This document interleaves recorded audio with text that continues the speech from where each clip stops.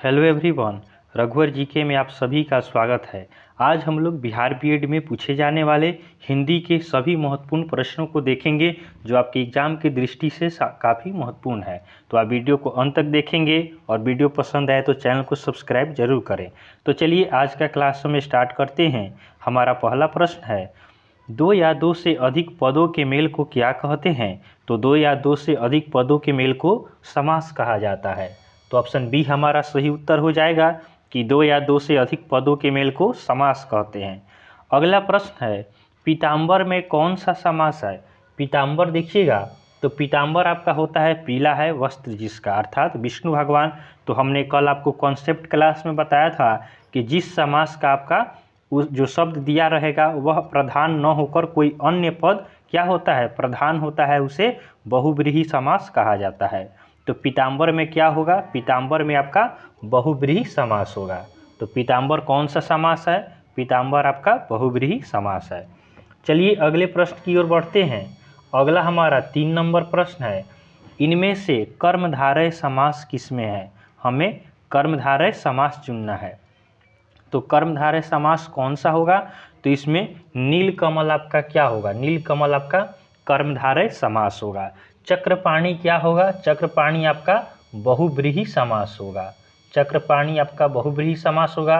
माता पिता आपका द्वंद्व समास होगा और चतुर्भुज आपका द्विगु समास होगा। अगला प्रश्न है, जितेंद्रिय में कौन सा समास है? देखिएगा जितेंद्रिय में कौन सा समास है? तो जितेंद्रिय आपका बहुव्रीहि समास है।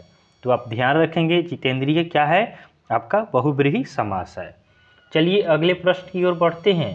अगला हमारा 5 नंबर प्रश्न है, त्रिफला में कौन सा समास है?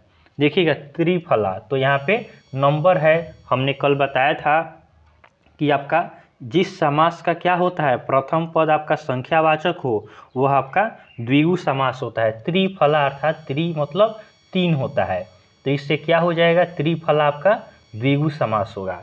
तो ऑप्शन डी हमारा सही उत्तर हो जाएगा कि त्रिफला में कौन सा समास है?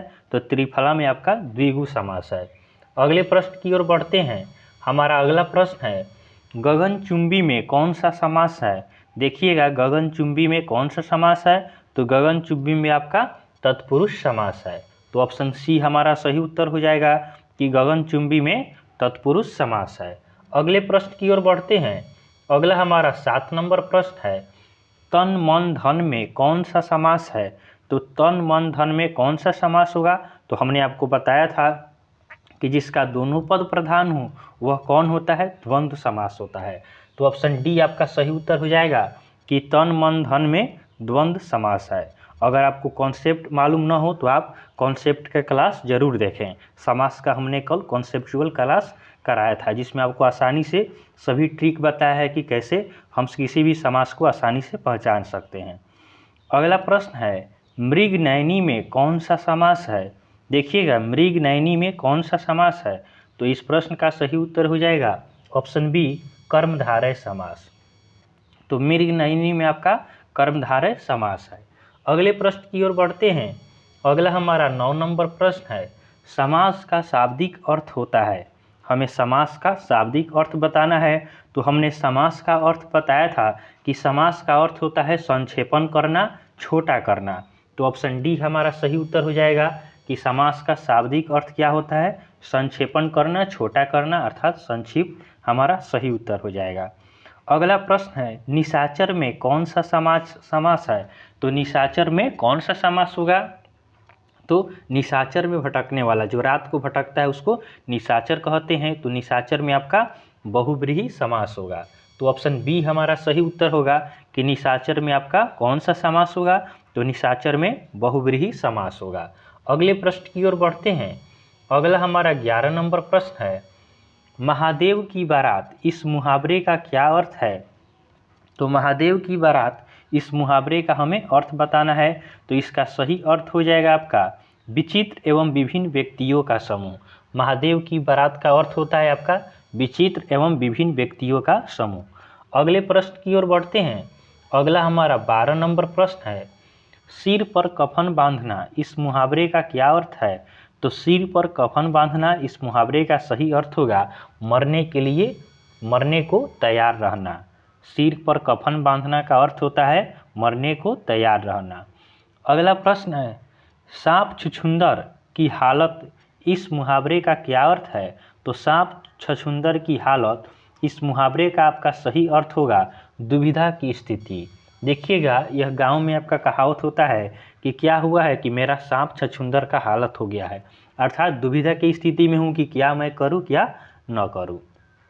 अगले प्रश्न की ओर बढ़ते हैं। अगला हमारा 14 नंबर प्रश्न है, लकीर का फकीर होना, इस मुहावरे का क्या अर्थ है? लकीर का फकीर होना, इस मुहावरे का सही अर्थ क्या होगा?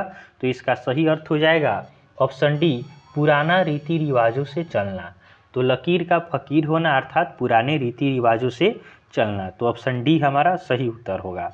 अगला प्रश्न है, घर घर में माटी के चूल्हे होना, इस मुहावरे का क्या अर्थ है? घर घर में माटी का चूल्हे होना, इस मुहावरे का सही अर्थ बताना है, तो इसका सही अर्थ होगा सब समान होना। तो घर घर में माटी के चूल्हे होना अर्थात सब समान होना।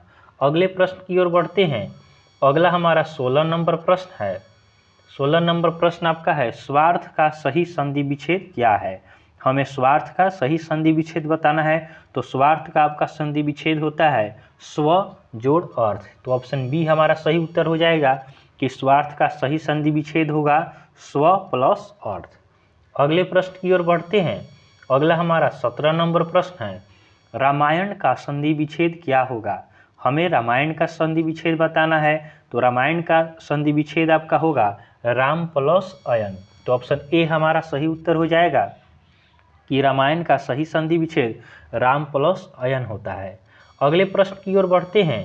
अगला हमारा 18 नंबर प्रश्न है, राम ने सारी पुस्तकें पढ़ ली, इस वाक्य में ने किस कारक का चिन्ह है? हमें बताना है राम ने सारी पुस्तकें पढ़ ली, इस वाक्य में ने किस कारक का चिन्ह है? तो ने आपका कर्ता कारक का चिन्ह होता है।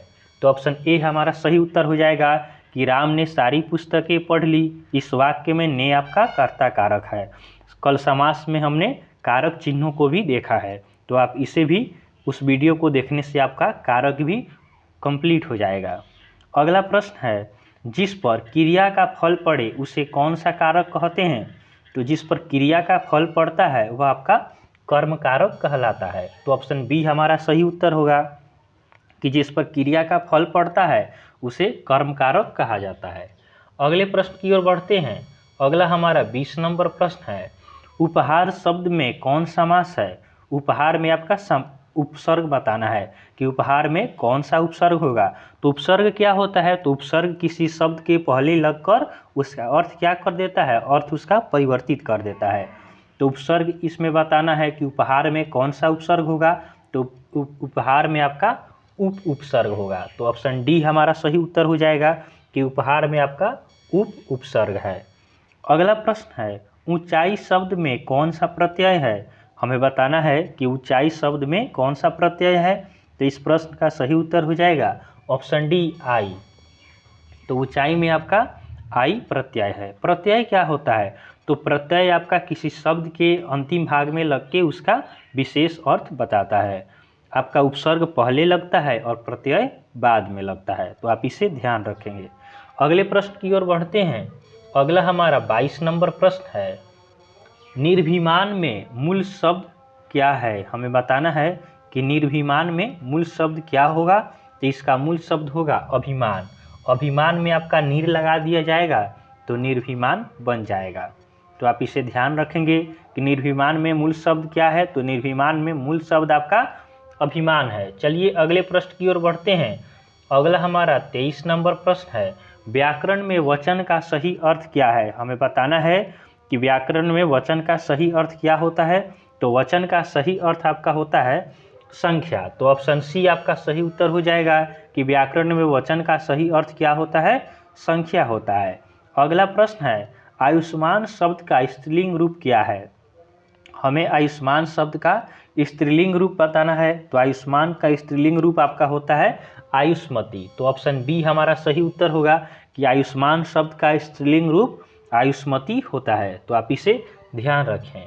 अगले प्रश्न की ओर बढ़ते हैं। अगला हमारा 25 नंबर प्रश्न है, लोटा शब्द का स्त्रीलिंग रूप क्या है? हमें लोटा शब्द का स्त्रीलिंग रूप बताना है। तो लोटा शब्द का स्त्रीलिंग रूप आपका लुटिया होता है। तो ऑप्शन बी हमारा सही उत्तर होगा कि लोटा शब्द का स्त्रीलिंग रूप लुटिया होता है।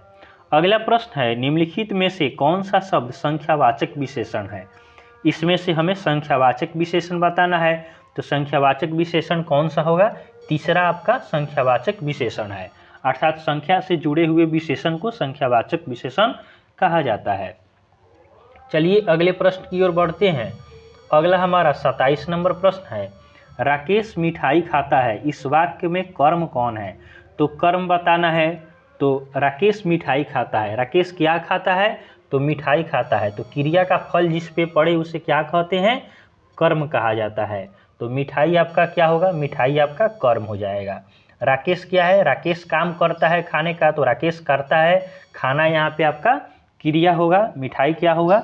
मिठाई आपका कर्म हो गया। अगले प्रश्न की ओर बढ़ते हैं। हमारा अगला प्रश्न है, बुढ़ापा में कौन सा संज्ञा है? तो बुढ़ापा में हमें संज्ञा बताना है। तो बुढ़ापा से आपका भाव प्रतीत होता है कि कोई व्यक्ति बूढ़ा है या जवान है या कैसा है। तो जो भाव बताता है उसे क्या कहते हैं? भाववाचक संज्ञा कहा जाता है। तो ऑप्शन ए हमारा सही उत्तर हो जाएगा कि बुढ़ापा में भाववाचक संज्ञा है। अगले प्रश्न की ओर बढ़ते हैं। हमारा अगला 29 नंबर प्रश्न है, कोई गा रहा था, इस वाक्य में कोई कौन सर्वनाम है? हमें बताना है कि कोई कौन सर्वनाम है। तो कोई से निश्चित नहीं होता है कि कोई कौन है। तो कोई क्या हो जाएगा? निश्चित नहीं होता है, तो यह आपका अनिश्चयवाचक सर्वनाम हो जाएगा। तो ऑप्शन बी हमारा सही उत्तर होगा कि कोई गा रहा था, इस वाक्य में कोई आपका अनिश्चयवाचक सर्वनाम है। हमारा आखिरी प्रश्न है, प से म तक के वर्ण किस वर्ग में आते हैं? तो प से म तक के वर्ण आपका प वर्ग में आते हैं। हमने आपको बता रखा है कि क से लेकर क ख ग घ अंग इसे क वर्ग कहते हैं, उसके बाद च वर्ग, त वर्ग, प वर्ग ऐसे होता है। तो आप इसे ध्यान रखेंगे। इस तरह हमने 30 महत्वपूर्ण प्रश्नों को देखा है, साथ ही साथ इसका हमने कॉन्सेप्ट भी देखा है। अगर आपको समास में दिक्कत हो तो हमने समास और कारक का एक वीडियो बना रखा है। कल ही हमने कॉन्सेप्ट वीडियो दिया था समास का, उसी में हमने कारक चिन्हों को भी बताया है। तो आप उस कॉन्सेप्ट वीडियो को ज़रूर देखें ताकि आपका समास का कोई भी प्रश्न न छूटे, साथ ही साथ आपका कारक भी कंप्लीट हो जाए। तो चलिए आज के लिए हम इतना ही रखते हैं। आपको वीडियो पसंद आया हो तो आप वीडियो को लाइक करें और चैनल को सब्सक्राइब करें तथा अपने दोस्तों के साथ इसे शेयर ज़रूर करें। तो चलिए आज के लिए हम इतना ही रखते हैं, फिर नेक्स्ट वीडियो में मिलते हैं। तब तक के लिए धन्यवाद।